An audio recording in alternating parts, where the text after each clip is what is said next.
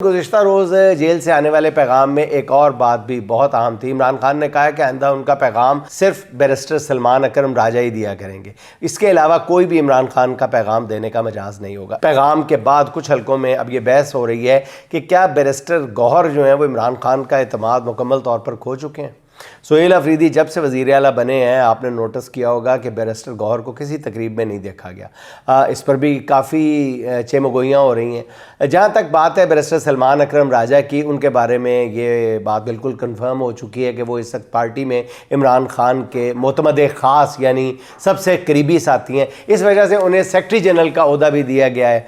अब नाज़रीन, वज़ीर आला सोहेल अफरीदी की नामजदगी से इंतखाब तक सलमान अकरम राजा के किरदार ने उन्हें पार्टी क़यादत और कारकुनों में बहुत ज़्यादा इज़्ज़त बख्शी है, एतमाद बख्शा है, एतबार बख्शा है और उनके लबो लहजे में भी अब वो एतमाद नज़र आने लगा है जो इससे पहले इतना शायद नज़र नहीं आता था।